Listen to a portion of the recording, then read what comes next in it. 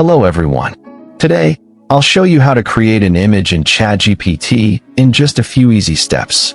If you're looking to make a picture in ChatGPT, you're in the right place. Before starting, don't forget to like and subscribe for more tutorials. Also, check the description box for helpful tools and apps.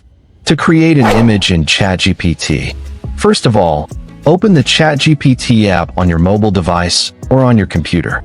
Once you are on the main screen, open a new chat or select an existing conversation. Now, tap on the image icon on the left side of the text input box.